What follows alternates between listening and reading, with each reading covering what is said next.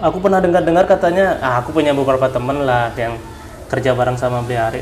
Ya. Wow, itu didikan tentara guys. Dan itu pun kalau misalnya mereka mau ikut kompetisi, ada rule spesifik, kamu harus kerja dulu di bar saya selama setahun. Kalau misalnya kamu ngelakuin kesalahan yang disengaja ataupun tidak disengaja, ingat ya, sengaja ataupun tidak disengaja, kamu akan kena penalti. Ya, selama dia cowok sama cowok ngomongin cewek nggak masalah. Tapi kalau cowok sama cowok ngomongin cowok, harus ada yang dipertanyakan kejantanannya ya. Pernah nggak ngerasa jenuh? Pernah nggak merasa kayak ada di titik jenuh menjadi seorang bartender, Beli Ari? Oh, pernah banget, bro. Ada orang banyak yang nyinyir sama Beli Ari, solusinya gimana nih?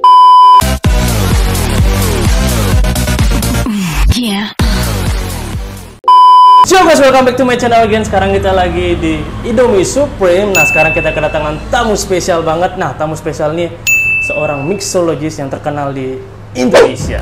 Siapa sih yang nggak tahu lagi? Pokoknya dia, sekarang lagi terkenal banget di Bali. Nah, dan dia bekerja di salah satu restoran terkenal yang ada di Bali. Nah, kalian penasaran siapa itu? Mari kita panggil dia. Ladies and gentlemen, please welcome Ari Barker. Gimana kabarnya? Baik. Semakin ganteng sekarang. Segini-segini aja. Aduh. Dia punya warung baru nih guys, keren banget nih. Apa nama warungnya, Beli Ari? Nama warungnya Indomie Supreme. Jadi ini juga baru buka sih, sebenarnya baru sekitar seminggu gitu buka. Jadi kita di sini jualannya Indomie dengan berbagai macam topping sih sebenarnya. Simpel banget. Jadi ini tempat memang lebih ke tempat nongkrong teman-teman gitu sih. Dibuat untuk nongkrong lah sama teman-teman. Wih, keren guys. Gitu. So kalian harus nyoba juga. Beli Ari, kita di depannya ada apa ini? Kayaknya menggoda banget nih. Di depan ini adalah salah satu minuman yang sebenarnya dari dulu udah kita punya. Jadi lama sebelum awal pandemi, justru di tahun 2020 kita punya kafe namanya Pintu Merah yang memang spesialis jualan arak pada saat itu. Jadi kita punya sekitar 13 infus arak gitu, mulai dari buah-buahan, akar, bunga, terus ada binatang juga. Hah? Itu kita pakai ya arti monyet sama otak hiu waktu itu. Enggak bercanda. Ya, jadi waktu itu ada binatang bener, jadi ada kuda laut doang sih. Ya, jadi kan kita masih percaya bahwa orang Indonesia itu masih percaya bahwa menginfus dengan binatang itu menambah vitalitas gitu. Padahal sebenarnya enggak. Itu ya, gosip apa beneran, Beli Ari? Gosip. Nah, sampai akhirnya bulan Maret 2020 akhirnya kita close karena pandemi kan. Iya. Dan akhirnya kita memutuskan untuk buat araknya itu saat ini kita ada 2 flavor. Soon kita bakalan nambah lagi. Yang di depan sekarang ini adalah rasa Camellia Jasmine atau green tea. Wah. Tuh. Itu buat cewek-cewek cocok nggak kira-kira? Kalau sebenarnya dari semua flavor yang kita buat itu easy to drink. Yang satunya lebih kompleks namanya Tanah Jahanam, tapi kebetulan kali ini lagi kosong, permintaan cukup banyak sih. Nice. Ya, kali ini ada green tea juga, tapi ini juga best seller kok. Jadi one of our best seller itu yang Camellia Jasmine. Wah, mantap. Pokoknya kalian harus coba itu nanti. Ya, cobain. Mantap. Beli Ari punya gini nggak? Sosial media nggak? Mungkin bisa share di sini? Ya, kalau sosial medianya saya sendiri sebenarnya ada AREY Barker Bali. Terus untuk pintu merahnya itu ada pintu merah Bali. Terus untuk Indomie Supreme, ya Indomie Supreme biasa. Oke, semua ada di sini guys ya. By the way, Beli Ari juga punya YouTube loh kalau boleh tahu. Ya, apa namanya, Bli? YouTube-nya sama Ari Barker. Ya, jadi bisa di search nanti. Isinya sih sekarang masih random ya. Jadi ngomongin soal Bali, ngomongin soal minuman, ngomongin soal bar. Lalu rencana mau buat channel baru juga, tapi lebih ke arah hobi sebenarnya. Hobinya jadi mancing sekarang karena masa pandemi. Oh, mancing apa nih, Bli Ari? Mancing di air keruh sama mancing keributan. Enggak. Jadi mancing ikan ya guys, mancing ikan. Oke, mancing mania dia guys, suka ya. Guys. Mancing mania sekarang. Oke, mantap. So guys, kalau kalian suka sama video ini jangan lupa like, comment, and subscribe, and share juga biar kita semakin maju lagi, semakin berkembang lagi ya. Iya, bener dong. Oke, so next question nih, kita langsung ke questionnya. Who is Ari Barker? Jadi untuk saat ini saya bekerja di salah satu perusahaan yang namanya Edigree Projects Company, di mana perusahaan tersebut menaungi in total sekitar 9 outlet ya. Jadi ada Bikini Restoran, ada Sister Fields, ada Manina Speak Easy yang baru, lalu ada Bossman, Pink Lao, Toy, Holly, dan lain-lain lah. Ada lumayan banyak, tapi mostly yang sekarang lagi di masa pandemi ini yang lagi masih buka itu adalah Bosman, Sisterfield, Sibling, Bikini, dan Manina. Ya itu 4 itu yang 4 ya 1 2 3 4 5 itu yang beroperasional saat ini di masa pandemi. Dan juga saya bekerja di SAS sebagai Brand Development Executive untuk brandnya Bim Santori. Jadi produk-produk dari Bim Santori ya kayak BA gitulah, brand ambassador gitu. Untuk produknya Bim Santori. Oke, mantap sekali Bli. Aku makin penasaran ya. Yang handle semua outlet tuh wow keren banget. Ya lumayan lah. Mantap nih. Nah, kan namanya Ari Barker nih. Ya. Why your name is Ari Barker, Pak Ari? Jadi sebenarnya nama lengkap aku itu adalah I Gusti Salid Made Ari Naryana. Jadi cukup panjang. Jadi dan ketika SMP itu waktu masih SMP itu suka banget main musik.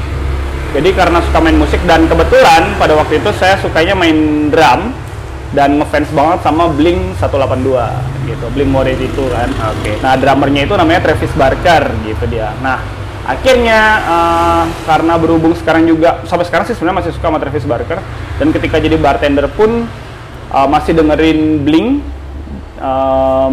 dan juga akhirnya ada hubungannya nih si Ari Barker nih jadi singkatan gitu. Ada teman-teman sebenarnya yang buat plesetannya Barker tuh artinya bartender keren gitu. Oh iya boleh juga gitu. Gitu. Tapi nama AREY alasannya sih sebenarnya dulu waktu SMA mulai suka buat graffiti kan. Okay. Nah, ketika buat graffiti itu kalau nama Ari 3 huruf doang itu agak apa ya? Agak sulit kalau gambar. 3 huruf tuh terlalu nanggung gitu loh. Akhirnya buatnya berusaha untuk jadi 4 huruf, tapi kalau belakangnya E kan biasa kalau orang nulis Ari itu ARIE gitu biasanya. Itu pas gambarnya juga huruf E di terakhir itu kurang bagus lah, kurang seni. Jadi makanya akhirnya buat AREY. Are gitu jadinya. Ketika gambar tuh ada Y terakhir tuh jadi punya ekor gitu, jadi lebih bagus lah kelihatannya. Itu sih dia. Oke, berarti nama tuh punya keunikannya Ya, masing-masing. dan sekarang pun justru orang lebih banyak kenalnya dengan Ari Barker karena lebih gampang disebutin daripada nama lengkap yang terlalu panjang. Mostly orang panggil saya Ari. Simple ya. Oke, mantap Ari. Next question nih. Nah, selain kamu bekerja di tempat kerjamu di sana, kamu punya bisnis lain nggak selain itu? Kalau bisnis lain saat ini ya, kalau ngomongin bisnis lain saat ini ya paling cuma jualan pintu merah doang sih. Ya, terus sama ini yang baru buka itu adalah ya Indomie Supreme ini. 2 ini sih yang sekarang kita lagi jalanin. Jadi selama pandemi itu lumayan complicated ya untuk masalah pekerjaan, kan sempat tutup juga outlet, jadi kita harus berusaha lah untuk cari duit semampunya dulu ya. So far berusaha untuk berwirausaha dengan ya jualan minuman. Aku lihat kemarin dapat jualan susu tuh. Sempat juga jualan susu pada masa pandemi. Kalau kita ngomongin masa pandemi kemarin kan per bulan Maret 2020 tuh hampir semua outlet di Bali tuh tutup tuh. Jadi kita juga harus kreatif lah. Nah, aku sempat jualan susu, brandnya tuh Uyu namanya. Jadi fresh milk yang ada flavornya gitu, terus ada cincau juga di dalamnya. Jadi lebih ke apa ya bahasanya? Susu kesehatan lah, karena pakai fresh milk juga kan. Tapi ternyata yang lebih laku minuman yang nggak buat sehat bro. Malah ini lebih laku. Si pintu merah ini ya, si pintu merah ini justru lebih laku. Gitu. Oke.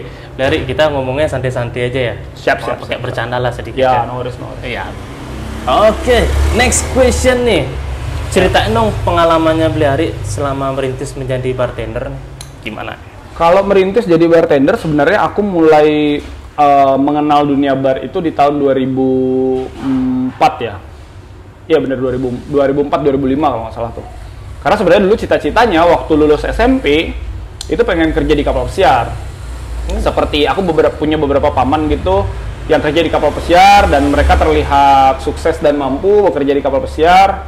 Pada saat itu salah satu paman yang paling terdekat itu namanya Wayan Budiarta dari Sesetan. Nah dia tuh yang kerja di kapal pesiar di Carnival pada waktu itu sebagai waiter kan.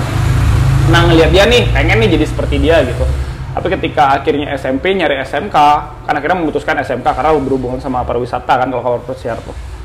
Akhirnya lihat guru bartender pada saat itu tuh buat minuman, flare gitu, kelihatan keren banget gitu.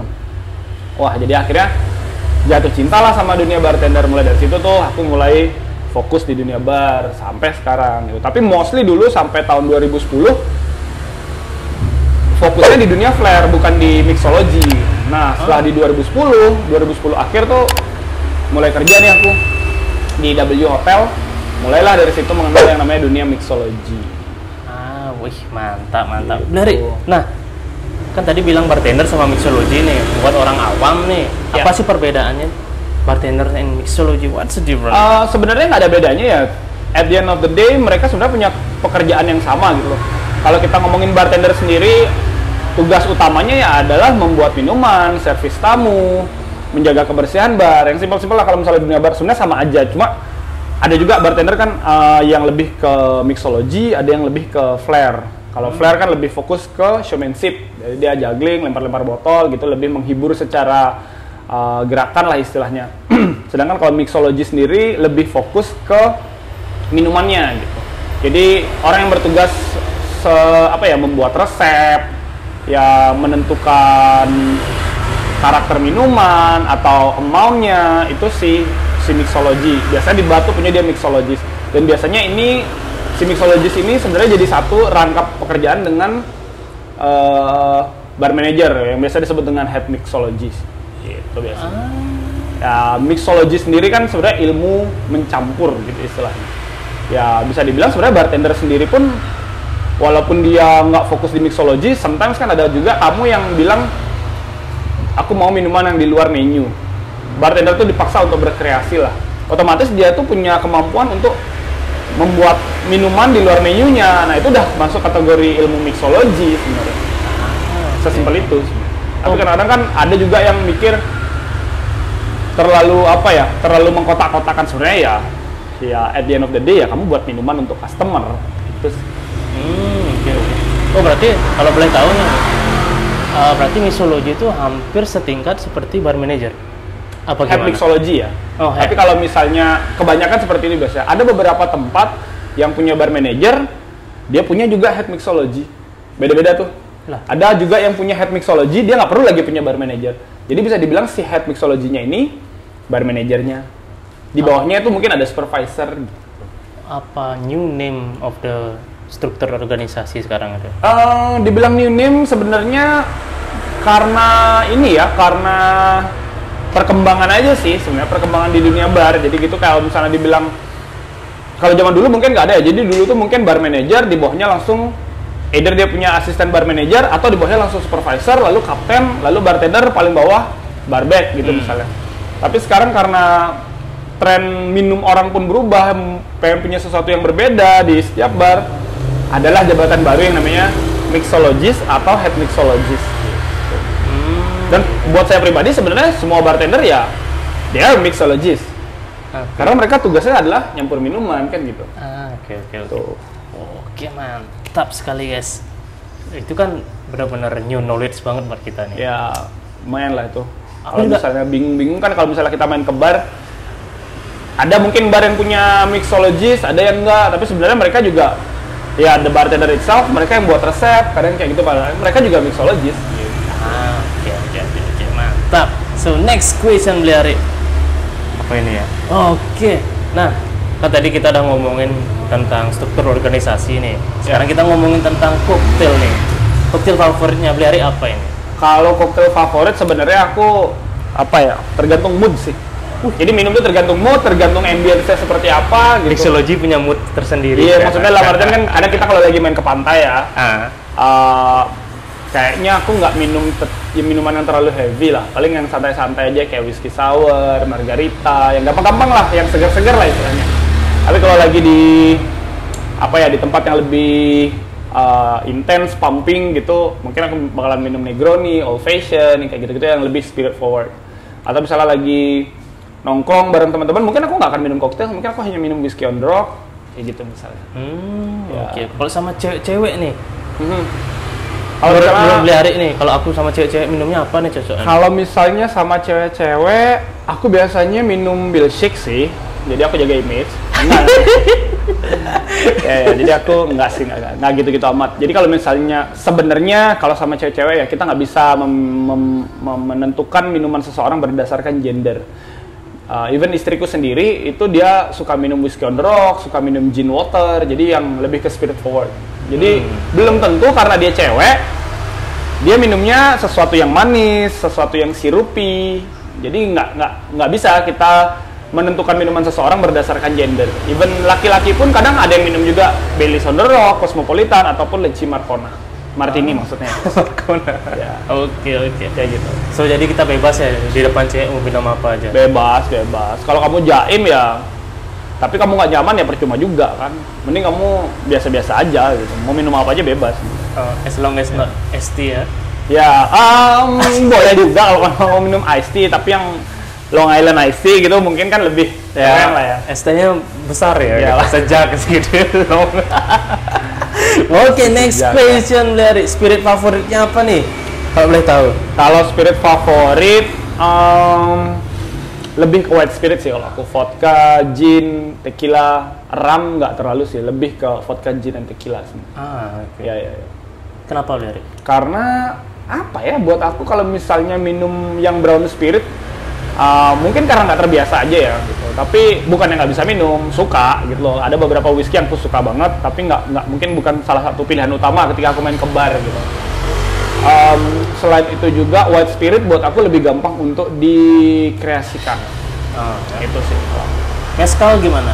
Mezcal, saat ini mezcal lagi kenceng-kencengnya masuk Indonesia juga kan. Apa sih itu mezcal? Mezcal Sekarang tuh itu, kayak ya ini sering banget yang jadi pertanyaan biasanya, apa sih bedanya mezcal sama tequila? ya, kayak gitu. tequila itu. Nah, kalau mezcal itu sebenarnya saudaranya tequila. Ya, dia sama-sama dibuat dari agave. Yang membedakan adalah dia nggak dibuat di areal yang ditentukan oleh negara di Meksiko. Jadi ada beberapa negara yang, bukan beberapa negara, beberapa areal yang memperbolehkan untuk membuat tequila secara original. Dan di luar itu akan biasanya dibuatnya mezcal namanya. Mezcal ini dan karakternya biasanya lebih smoky. Jadi ada karakter smoky-nya dia kalau mezcal. Dari mana dapatnya? Dari ketika proses steamnya. Jadi di smoke atau di toast. Kayak whisky itu ditaruh di Nah, barrel. kalau whisky itu di barelnya. Tapi ini kalau si mezcal dia di dalam pada saat proses awal justru. Bukan diumurin, bukan pada saat proses diumurin. Oke. Kalau misalnya whisky yang brown spirit kan di aging di dalam barel, nah dia dapat smoky-nya dari situ. Tapi ada juga whisky yang di smoke awal raw materialnya. Ada, jadi dia punya karakter smoky-nya dari awal raw material ada juga. Wah, kalau ngomongin ini kita 2 hari bro. Nggak habis-habis nih. Nggak habis-habis. Karena soalnya di Bali ini lagi terkenal mezcal. Kamu punya mezcal Ya, mezcal lagi naik daun sekarang. Ya udah, tequila silver aja yang. Ya, beda banget. Kalau tequila sendiri sebenarnya dia ada 2 karakter ya. Jadi yang satunya lebih vegetal bahasanya, dan satunya lagi lebih fruitier. Jadi lebih fruity sama lebih vegetal. Vegetal, herby, floral kayak gitu. Right. Gitu. Siap. Tergantung di mana dia ditanamnya. Oke, mantap Larry. Next question nih. Nah, tadi kan udah ngomongin tentang spirit and cocktail nih. Ya. Kita lanjut ke behind the bar. Ya. Mantap. Rulesmu gimana sih? Aku pernah dengar katanya, aku punya beberapa temen lah yang kerja bareng sama Ari. Ya. Wow, itu didikan tentara guys. Enggak. Gimana dulu Ari? Jelaskan. Enggak, sebenarnya kalau kerja buat aku pribadi ya, karena apa ya, kalau melihat bartender sekarang itu semakin berkembangnya dunia bartender, semakin gampangnya orang jadi bartender gitu istilahnya. Ya, betul. Ya kan? Banyak bartender yang menggampangkan kerja di balik bar gitu loh, karena dia kuliahnya mungkin di kampusnya sudah diajarin bartender, atau mungkin kampusnya ada jurusan bartender kayak gitu misalnya. Jadi dia ngerasa bahwa dia udah jadi bartender. No. Bekerja menjadi seorang bartender itu butuh pengalaman juga gitu. Karena kan kamu juga berhubungan sama minuman yang cukup banyak ya. Saya sebutnya cairan yang cukup banyak. Either itu alkohol ataupun tidak beralkohol. Di situ dia harus belajar minuman tersebut dibuat dari apa, proses pembuatannya seperti apa, bagaimana cara menyimpannya, ya hal-hal seperti itulah. Dan juga kerja jadi seorang bartender itu nggak melulu tentang menyampur minuman, tapi bagaimana kamu menghargai tempat kerja kamu, menjaga kebersihannya. Dan mostly bartender di tempat aku kerja itu dia harus benar-benar bisa menguasai stationnya dia dulu, baru dia bisa menjadi seorang benar-benar seorang bartender gitu. Dan itu pun kalau misalnya mereka mau ikut kompetisi, ada rule spesifik. kamu harus kerja dulu di bar saya selama setahun, baru boleh kamu ikut kompetisi. Selama setahun. Oh. Nggak boleh ikut kompetisi dulu.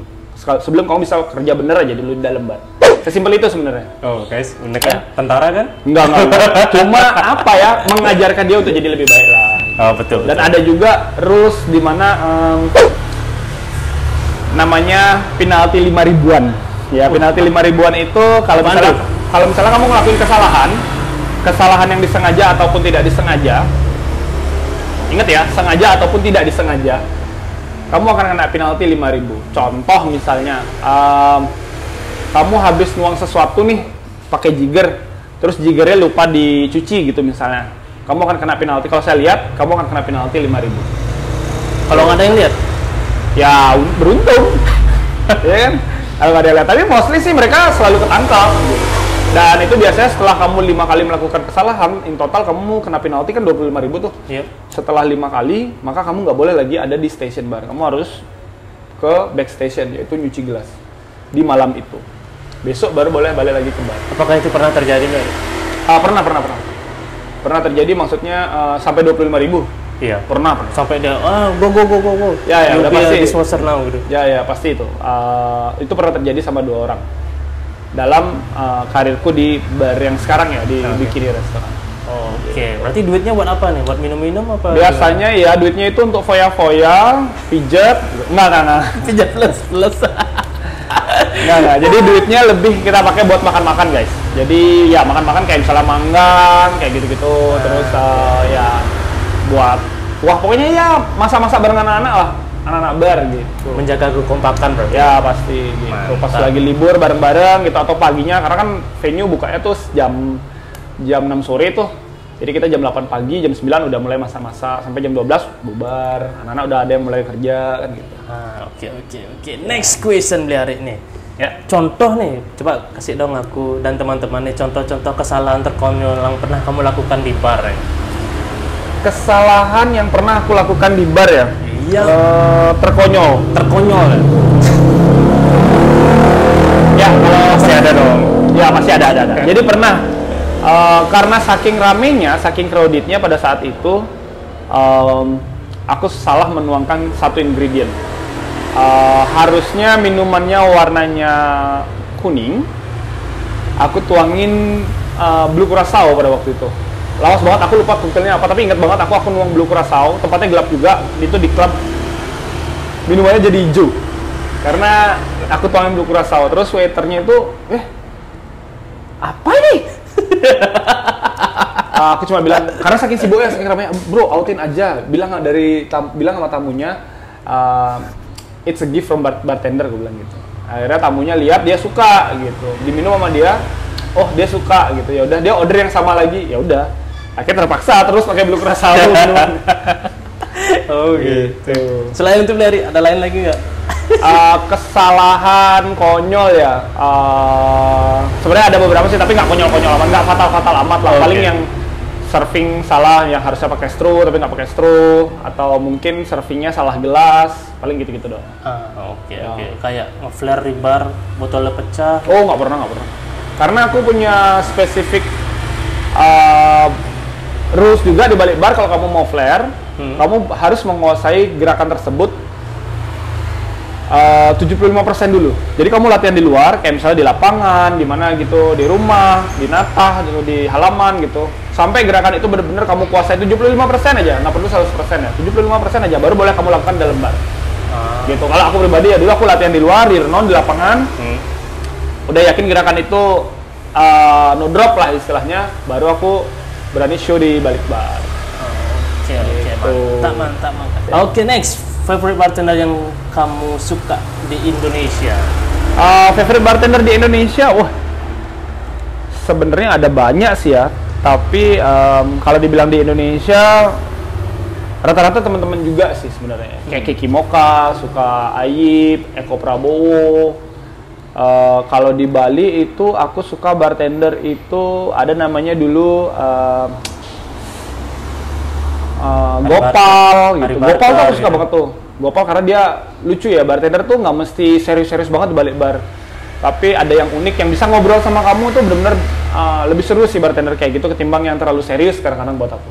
Itu sometimes pun kalau ada teman-teman bartender main ke bar gitu, minum di tempatku, terus ngobrolinnya tentang minuman, tentang koktail tuh kadang-kadang aku giniin, bro, bisa nggak kita nggak ngomongin minuman nih? Ngomongin yang lain, motor kek, cewek kek, apa kek gitu, selain ngomongin minuman, karena terlalu serius gitu. Sedangkan aku orangnya juga nggak terlalu serius itu kalau misalnya lagi di bar, minum, ngobrol sama temen gitu. Oke. Kebanyakan bartender gitu biasanya ya. Kenapa? Kalau bartender ketemu bartender tuh jarang nih ngomong minuman. Ngomongnya tentang cewek, motor. Ya, selama dia cowok sama cowok ngomongin cewek nggak masalah. Tapi kalau cowok sama cowok ngomongin cowok, harus ada yang dipertanyakan kejantanannya ya. Gitu, Yeah. mantap. Bliari, next question nih. Nah, aku sering lihat Bliari itu take over deh di salah satu bar itu. What's mean bar take over? Sebenarnya bar takeover itu salah satu event di mana kita ngebar selama kurang lebih 3 sampai 4 jam lah di bar orang lain gitu. Jadi disebutnya takeover their bar for 3 until 4 hours buat minumannya kita sendiri. Making our signatures sekitar 3 sampai 5 biasanya. Tuh, jadi kita jualan seperti biasa. Mungkin kalian pernah dengar kayak guest DJ ya. Nah, ini mirip kayak guest DJ ya. Kalau guest DJ itu meramu musik. Nah, kita meramu minuman di balik bar gitu. Bahan-bahannya dari outlet di sana apa dari? Kalau bahan-bahan dari outlet yang meng-hire kita sebagai guest bartender, tapi resep dari kita. Gitu. Oke, mantap seperti itu ya guys ya. Ya. Nah, next nih. Apalagi nih? Oke, mantap nih. Ini seru nih. Banyak nih orang bakalan mikir sama kayak kita nih. Pernah nggak ngerasa jenuh? Pernah nggak merasa kayak ada di titik jenuh menjadi seorang bartender, Liari? Oh, pernah banget, bro. Ada masanya di mana kok kayaknya gini-gini aja ya, monoton banget ya. Kadang ada ngerasa kok di titik itu tuh pasti ada kok. Nggak mungkin, hype-nya nggak mungkin terus di atas gitu. Pasti akan ada aja hype di mana kita klemet, bosen loh. Itu pasti ada kok. Solusinya gimana tuh? Biasanya ya kita libur dulu, nyari kerjaan yang lain dulu, ngapain kayak nyangkul kayak biar ada kegiatan yang lain, dan pasti nanti balik ke tempat kerja juga jadi lebih fresh, jadi punya ide yang lebih baru gitu. Jadi nggak stuck lah. Oke, itu solusinya guys. Ya, Kesanur juga. ya boleh pijat ya. Plus ya. Ya plus gini, pakai plusnya pakai tangan tapi mijetnya. Kalau gitu. pijat aja ya kurang. Oh gitu ya? Ya harus ada tambah. Kamu kayaknya tahu banget tempatnya. Kan belajar. Baru aku mau minta anterin loh. Jangan, Jangan ya, jangan. Oke, next question nih, Bliari. Ya, nah, Bliari kan nih salah satu top mixologist in Nggak bohong Indonesia. kata apa? Kata teman-temanku. Oh iya, boleh deh. Ada orang banyak yang nyinyir sama Bliari, solusinya gimana nih? Nyinyir. Kalau nyinyir sebenarnya ya kadang ada teman-teman yang ngobrol, si A ngomongin ini, si B ngomongin ini, ngomongin tentang aku gitu. Mostly sih aku dengar katanya Ari Barker itu sombong. Itu sih. Tapi awal-awal ya gimana ya, agak sakit hati gitu loh. Masalahnya orangnya nggak kenal, bro. Kan agak gimana ya, kita ngobrol atau nyapa orang yang nggak kenal kan agak aneh gitu ya. Masa harus ketemu orang, apa kabar gitu ya. Dia bukan tamu Ya, kan? paling ya itu dia gitu loh. Tapi makin kesininya juga udah makin berusaha introspeksi diri. Mungkin kalau ada orang yang aku baru kenal gitu, berusaha untuk mengingat namanya, itu sih yang paling sering kulakuin. Berusaha untuk ngobrol. Dan kadang juga aku sempet ngobrol sama orang-orang baru yang banyak gitu. Misalnya aku ngasih training gitu ya di suatu bar gitu atau seminar gitu, dimana biasanya at the end of seminar atau training tersebut aku ngomong sama mereka bahwa one day kalau kalian ketemu aku dan aku lupa sama kalian, tolong ingatkan aku gitu, bahwa kita pernah bertemu di training kah atau di manakah gitu. Ingatkan saya untuk siapa diri kalian biar kita bisa ngobrol lagi di luar gitu setelah training gitu. Tapi kalau misalnya sampai sekarang masih ada yang ngomongin, udah mulai kebal ya, udah mulai bodo amat. Nyembeli tuh nah gitu ya, paling siapa orang gitu. Kalau nggak tahu ya udah biarin aja gitu. Ya. Nggak ada niat mau sekali nih. No. Dulu tapi. Nah, dulu paling enggak sih, paling sedih aja gitu dengar orang yang nggak kenal tapi bilang sombong, kan bingung kita harus ngomongnya gimana ya. Ya udah. Awal-awal sih gimana dong? Gitu doang paling. Oke. Nah, lanjut nih ya. Nah guys, kalian kalau mau nyobain rasa pintu merah yang luar biasa Green tea, ini, ya. yang green tea kalian bisa coba di sini ya guys. Ya. Siap. Ada linknya di pintu merah. Oke. Next question. Dari, kenapa sih nggak nyoba kerja di luar negeri, dari?